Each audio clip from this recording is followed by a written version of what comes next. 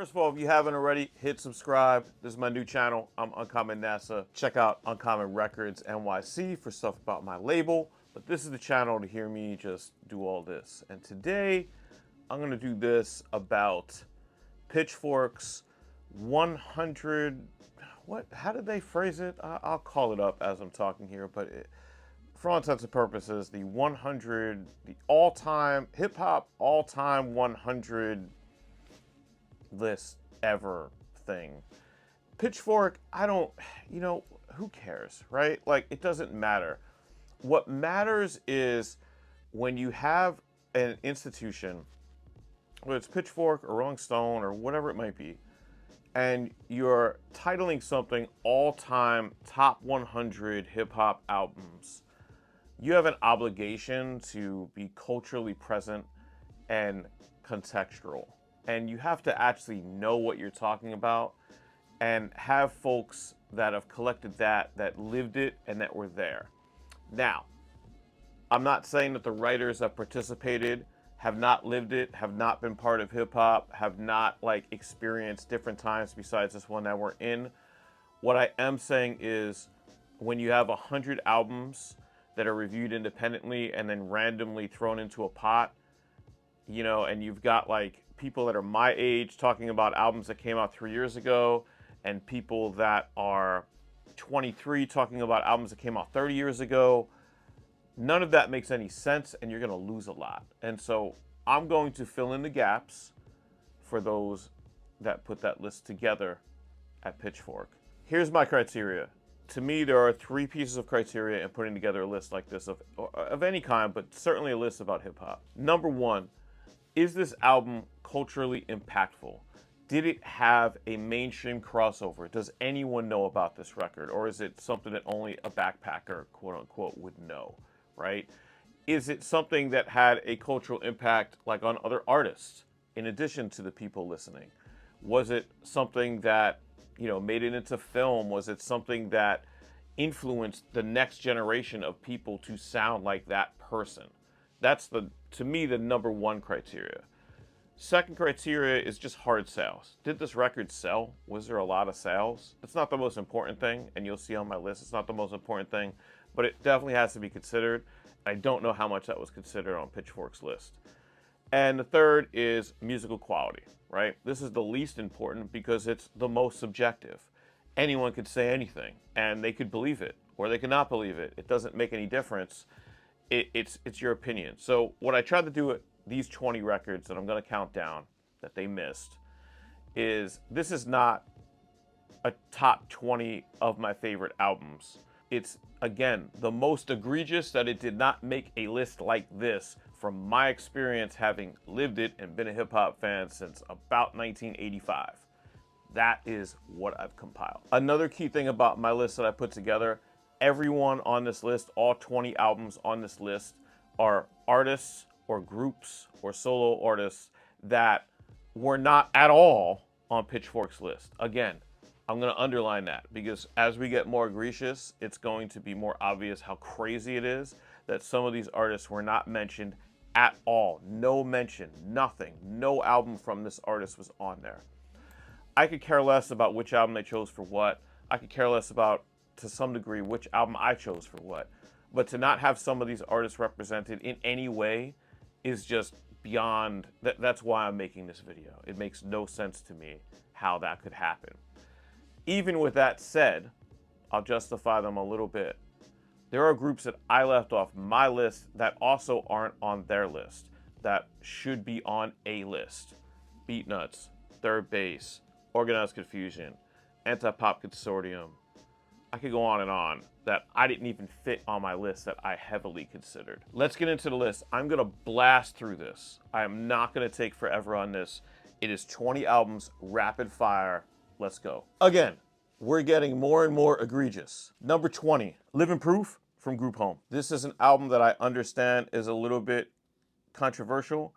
Not everyone loves this album, but I think what everyone agrees on is that this is the album where Premier, who had already done several classic Gangstar albums, had already released Jerry the Damager first solo album, Sunrises in the East. This is the album where people sat back and said, he's not just a great producer, he is a fucking genius. He's a genius. This is where Premier went to the next level. Whether you like this album or not, that is a historical significance. And I personally don't understand all the Little Dap and Malachi the Nutcracker slander. I think they're dope together. I think they're dope over these beats. I can care less what you think. Number 19, A Constipated Monkey by Curious. This record had hits on it. It had Uptown Hit on it, which first of all was a hit record. It also had my personal summer anthem in Walk Like a Duck, which was just nonstop played all the time for me. Another note about this album, East Coast Latino artist, one of the first, in an era where there were not many, and even to this day you can argue that there are not many or not enough. Curious was there way ahead of time, representing the East Coast as a Latino MC. The last thing I'll point out on this Curious record is it's from Constipated Monkey's crew. This is one of the first major label releases that came from the association of CM Familam, of Stretch and Bobbito, of all those Third Bass and KMD connections. This is like what it produced, on a major label. This came out on Columbia Records. Very impactful album. Number 18, Deltron 3030. Collaboration from Del, Danny Automator, Kid Koala. If you'd asked me a month ago if this would be on the list, for me personally, maybe I wouldn't have even thought of it. But I happened to have gotten tickets to go see their 25th anniversary performance at Irving Plaza. They scheduled an entire night there. It sold out. They scheduled a second night. It sold out. In the audience, there were people that looked like they had not left their house, much less gone to a hip-hop show, in 20 or 30 years, that knew all the lyrics to these songs. They performed the whole album front to back. Some of the songs, I think Del was saying, they'd either never perform live or maybe perform live, back when the album came out only. Has to be on it. The cultural significance is huge. This is one of the first collaboration sort of supergroup / alias driven records. Number 17, I mentioned it lightly earlier, The Sun Rises in the East from Jeru the Damager. People kind of forget how important Jeru the Damager was, how hyped he was when he first came out, when Come Clean dropped, when he made his early appearances on Gangstar Foundation collaborations on earlier Gangstar records. He had a lot of hype. He delivered on that hype with 2 amazing Premier produced albums and has gone on to have a very long career living in Europe, putting out his own music. Jeru was part of the first wave, and there's a lot of artists from this wave where the entire media wanted to basically say, all right, well, the East Coast is done, the West Coast is where everything is happening. Jeru was one of the wave of artists on the East Coast that evened that score and made hip-hop a national sport again. Number 16, Collage from Bahamadia. I have it right here, okay? She's looking at you cross-eyed for a reason. First of all, Bahamadia aside, because I think Bahamadia's Collage is a no-skip, perfect album. She brought a completely unique voice to hip-hop in terms of the way she approached the mic, right? She did things on the mic with a calm and raspy voice that male rappers wouldn't do for 20 years later. More importantly, the Pitchfork list featured a lot of female rappers, but all of them, to my recollection, were more of the sexually based, sort of misogyny-based kind of rappers. It's okay to have a little bit of everything, and anyone, male or female, can express themselves in any way that they like. But you can't tell one side of the story. And I'll get into this with another pick later, but Bahamadia kept alive at a time where the industry wanted to extinguish it, the idea that a female rapper could be anything more than just a blatant, solely sex symbol figure. And if it weren't for people like Bahamadia and Rod Digga, there still are not enough today, but you wouldn't have Rhapsody or Remy Ma or Chez Noir if it weren't for Bahamadia. And again, no skips on this record anyway. Number 15, Enter the Stage by Black Moon. There was none boot camp representation on the entire Pitchfork list. I'll say that again. No boot camp clique representation, not one artist. So we're going to fix that today. And that starts with Black Moon's Enter the Stage. I could make the argument that Total Eclipse is a better album. That's not the point.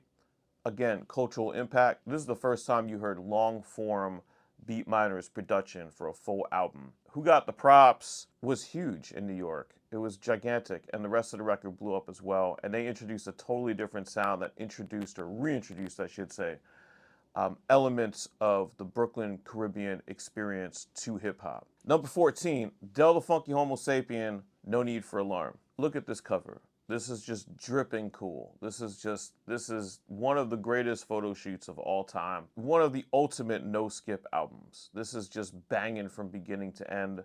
Again, I talked about Beat Miners in the last pick. This is the first time you heard Stimulated Dummies in a long-form situation, producing, a majority of an album.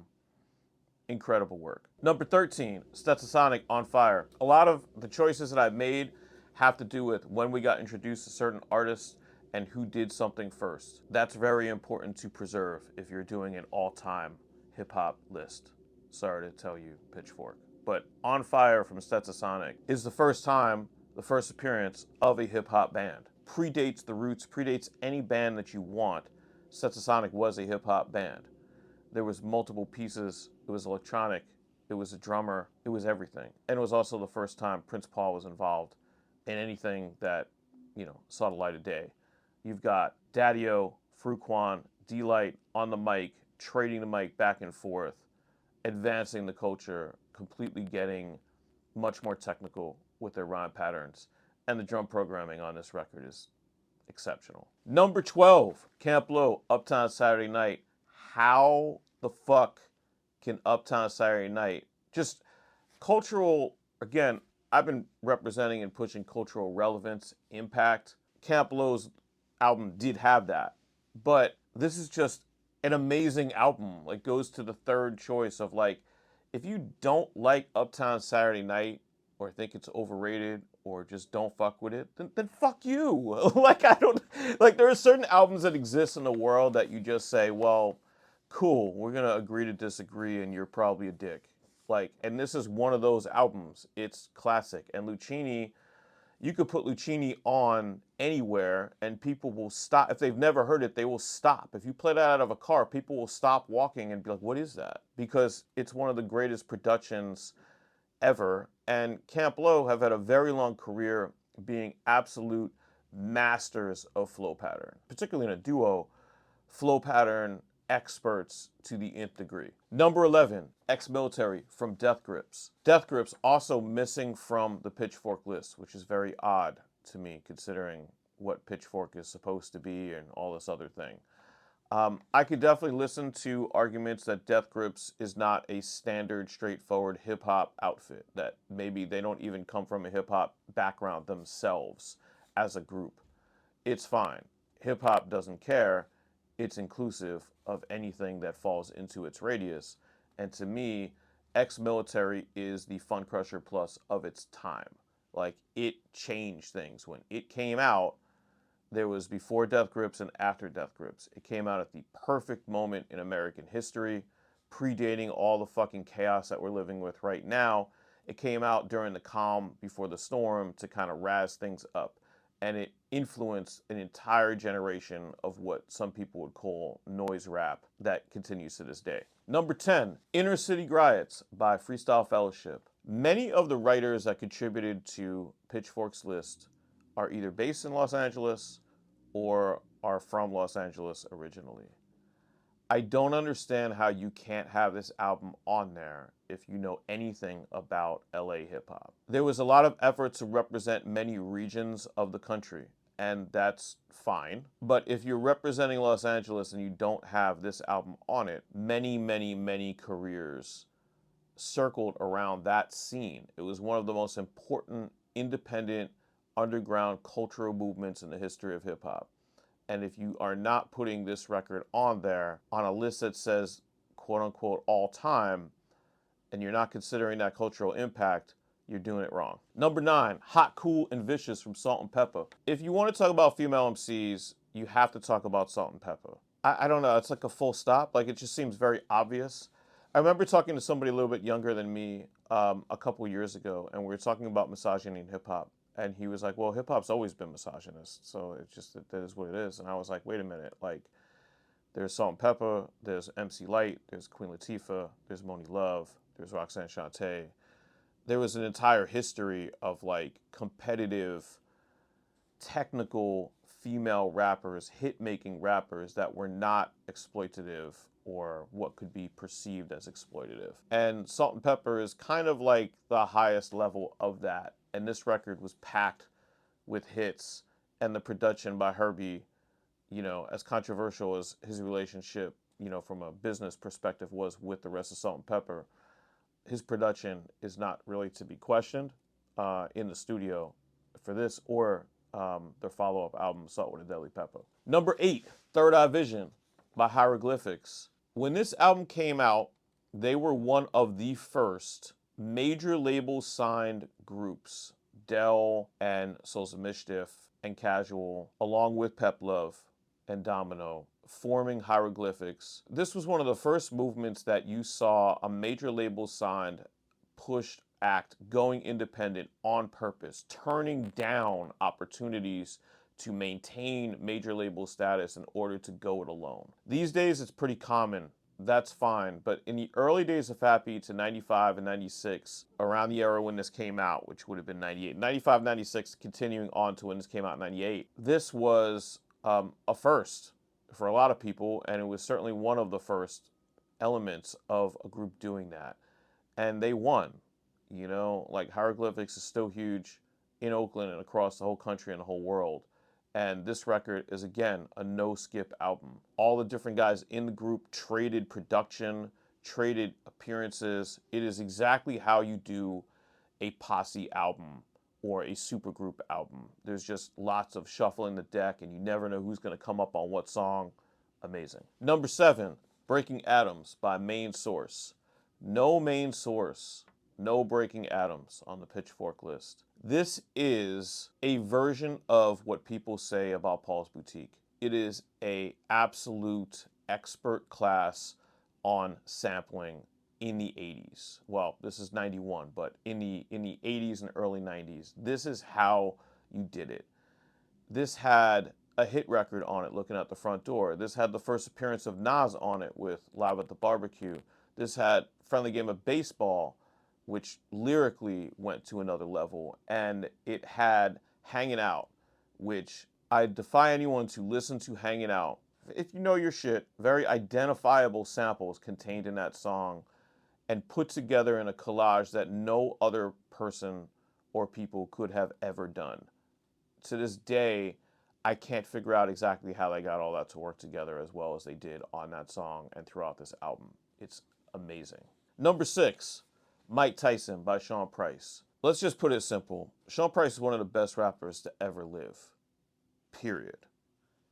To not have Sean Price on a list of 100 all-time, I mean, it's almost offensive because I would have to think, because other people in his era are on this list, I would have to think that it comes across to me that had he not passed away, that he would have been on this list. So like, is Pitchfork forgetting about him just because he passed? Do people not realize how dominant Sean Price was as a solo artist? How when Figure 4 dropped as a single, not that it's on this album, but when Figure 4 dropped as a single, like basically all of hip hop stopped and listened to that song like 20 times in a row. I don't really understand like how you could have a list and not include Sean Price, but I will do it for them and say Mike Tyson was the apex, the culmination of several really, really high quality and amazing classic Sean Price releases. Mike Tyson put it all together. It's a longer album than I usually even love like that, but there is no misses on here. You can listen to all these songs over and over again. Cover art was incredible. Everything about this record is pretty much perfect. Number 5, Staying with Boot Camp, The Shining by Smith & Wesson. Simply put, one of the greatest albums ever made. But again, that's getting into subjectivity. So let's get into cultural impact. Smith & Wesson's The Shining is, if you want to know what it was like to be in New York City in 1994 and be in hip-hop circles, be in high schools, live through that period as a teenager, this is that album. There is no other time portal better than The Shining. I think that's one of the things, and we're getting more egregious. This is very egregious to not have The Shining on any list of any kind anywhere. It just boggles my mind and makes me a very tiny bit angry because hip hop wouldn't be the same without this album and without Boot Camp Clip in general. But this album in particular, I think, really encapsulates an entire time period in New York City and in hip hop. And to not have it on this list is insane to me. Number 4, Funk Crusher Plus by Company Flow. This is another real head scratcher. None of LP's solo albums, no Run the Jewels, and then no Funk Crusher Plus. Very odd. But Funk Crusher Plus has to be on any all-time list because it is the album that kicked off independent hip-hop. It's really easy to forget that before the Fat Beats era of when it kicked off in 95 or so, to be an independent rapper was to be a failed rapper. That's just what it was. The only way you could hear an independent rap group was to maybe catch them on Video Music Box right before they got signed, or maybe hear them on Stretch and Bobbito right before they got signed. Otherwise, there was no independent rap scene. That just did not exist. And I'm not saying that Company Flow were the first or only to make it a success. There were movements in the early days, I'm talking about 95, of independent rap music. But Funk Crusher Plus was a fucking phenomenon. And the original EP sold 5 to 6 figures of vinyl out of a trunk. They landed on Ruckus, and then Funk Crusher Plus blew up that label. If you are a fan of Ruckus Records and you think Ruckus was the pinnacle of independent hip hop, Ruckus does not exist. You don't get Black Star without Funk Crusher Plus. You don't. The label does not exist without that. The label grew from a seed that was planted by Funk Crusher Plus. The independent music industry in hip hop, especially the one that was sort of around through about 2004 or 5-ish, toward the end of the Jukes era, that was created by Funk Crusher Plus. There were other successful independent releases, but Funk Crusher Plus was the only one that I could recall from an unestablished previously group of artists that just came out with something dope and different. And the last thing I'll say about Funk Crusher Plus in terms of influence, for me personally, like, Funk Crusher Plus showed me a lane of how you could do this. You know, before that, when you were like trying to learn how to rap and doing your little high school thing, you know, you kind of had to have catchphrases and be funny and or be a hardcore battle rapper or whatever it might be. And like Funk Crusher Plus is elements of all of those things. There are jokes on here, there are battle rap lines on here, but it's put into a deeper, heavier context that created a lane that did not exist before the existence of this album. Now we're getting to the real, I mean, that was bad enough, but now we're getting to the really top 3 most egregious misses on the Pitchfork list. Number 3, LL Cool J, Bigger and Deffer, bad. It's LL fucking Cool J. Like, I never thought in 2025 that me, the underground dude, would have to be the person to stand up and defend LL Cool J. I don't understand how it's possible to make a list of all-time albums and not have LL Cool J on it. It's making me laugh. I'm smiling because it's funny to me. It's hilarious to me. It makes no fucking sense. You could have picked, I could have picked, because they didn't pick any, I could have picked any of LL's first 4 albums: Radio, Bigger and Deffer, Walking with the Panther, or Mama Said Knock You Out. I chose Bigger and Deffer because, first of all, the cover of this album is the greatest hip-hop photo ever taken. I'm not even making this up. I thought for over a decade that this was a painting. I didn't realize that because the shadowing with the light, I thought it was like highlights with a brush. Like, this is an incredible photo, an incredible cover, and completely put you to rest in terms of knowing who LL was and what he was about on this record. This record is a lot more gritty. It's a lot more street than some of the work that came out after. It's brash.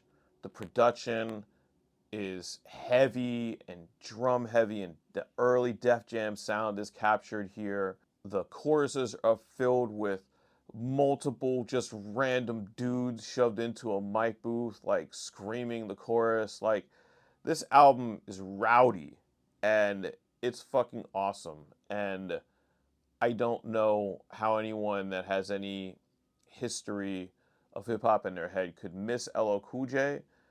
Do I have to remind people how big of a star LL Cool J was before he ever acted in anything? Like, that he was, his name to this day is, you can go drop yourself anywhere in the world and say LL Cool J and you will find someone on the street that knows who you're talking about. Like, he's one of the most famous rappers in the history of rap, and he's not represented on an all time. Take the word all time out of your list. Just say this is the top, our favorite, the best, whatever. Then if you use words like the best, it's okay because it's subjective. I can just read it and be like, well, I don't know. Or I could be like, I just disagree. It doesn't make any difference. But if you're using all time, you better have fucking LL Cool J on your list. Number 2, 93 Till Infinity by Souls of Mischief. Another one that I'm laughing and smiling as I talk about this album. How is this possible? Not just because of the impact. I could easily talk about the impact of 93 Till Infinity and all of the singles and Souls of Mischief bringing something completely different to hip hop at the time when they came out in 92 and 93. The hype, the bidding war between several record labels, them getting signed at like 17, 18, and 19 years old, respectively, throughout the group. Like, all of that impact, the world tours, the putting Hyro on the map on such a high level, and keeping up with Dell, who was already an established star, all of that stuff. Forget about all that. 93 Till Infinity is an instrumental today is known as one of the greatest beats ever made. It is mimicked and remade constantly by generation after generation of young rappers. The youngest rapper in the game today would love to rap over this beat and drop a freestyle on SoundCloud to it. This whole album is absolute perfection. There's no skips. It's all completely integrated together. It's an immersive, similar sounding experience. It's very hard to do in rap music when you're making sample-based music. And every single bar is crispy. And it doesn't hurt the fact that when I saw Souls of Mischief about 2 years ago on a tour celebrating the 30th anniversary of this album, every single bar on stage was crisp as fuck and flawless from all 4 of them. How could this not be on a list of all-time 100 albums? All right, we're going to number 1. I have talked a little more extensively about the last 2. We're getting into the top 3. And I've actually, in my mind, I've actually hyped them up to the point where I'm like, wow, like, I don't know how I could talk about this album and hype it up more than what I've just done for 93 Till Infinity and Bigger and Deffer. But it's such an obvious miss. It's so egregious. It's so outrageous. It's so universally recognized, not just as a group, but as an album, as the beginning of a series of albums for some people, as a phenomenon worldwide. Cypress Hill, self-titled first album, number 1, most egregious miss on an all-time list. Cypress Hill, in some circles, to some people, including, you could convince me, are still as big as Wu-Tang, as big as Public Enemy, as big as any legacy hip-hop act, as big as Nas, as big as any legacy act that is continuing to perform today. Cypress Hill had crossover appeal into the K-rock world, the alternative rock world, all that. But before all that happened, Cypress Hill put out a self-titled album that had Hand on the Pump, How I Could Just Kill a Man. Those 2 songs played at every single house party I attended during the years of 1991, late 91, 1992, into 1993. I have to think that people that write for Pitchfork have never been to a house party. They don't know what it's like to socially gather and listen to hip hop in a I'm going to smoke a joint and fall asleep way. Do you not understand how big How I Could Just Kill a Man was? Do you not understand how the first Time for Some Action single from Redman history in and of itself because it sampled an already huge record. Like, what am I missing that Cypress Hill and their first album would not be on an all-time 100 list? I can't imagine being Be Real or Sendog or Muggs. Again, first time we heard a legendary producer in long form fashion, Muggs, who's now one of the greatest of all time. This was the first appearance, and it was a huge hit record, and it's not on the list. But I can't imagine waking up and being one of those three guys that were part of this first album. I don't, and reading this list, I mean, I hope that they just don't care, or that they didn't read it, or they didn't notice it, or whatever, but I just can't imagine somebody forgetting this contribution to hip hop. It's just, again, all you can do is laugh. It's hilarious to me. Put your own misses. Try to, you don't have to, but try to stick to the same rules if you can, if you have the time to look at their flaky list. But like, try to come up with some artists that they didn't mention. If you really want to go extra credit that I didn't mention that have classic albums, there are a lot. There are so many that I had written down. I should say before I get out of here, I didn't spend a whole lot of time on this list. This was literally just me thinking, walking down the streets of Manhattan during my commute, and just taking a note on my phone, and then eventually like arranging it into an order. But I mean, I could have gone on and on and on. If I gave myself the rest of time, I would have come up with 40, albums from artists that aren't mentioned at all. Again, I don't want to get into the subjectivity of a list like that. Of course, I would pick a different album for certain artists, or I would put them in a different order.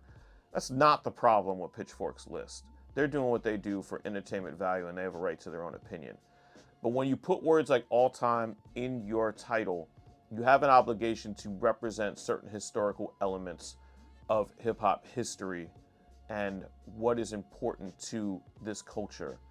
And I started with 20, and like I said, they got, in my opinion, less and less debatable as I got toward the front of my list. That's the whole purpose. It's more and more egregious because there's levels to this shit. There's albums that I like that should be on there, and then there's albums that, whether you like the album or not, it needs to be on there. It doesn't matter. You're covering all-time hip-hop albums. This is not about personal taste. This is a history lesson, and Pitchfork failed to do that on a lot of levels.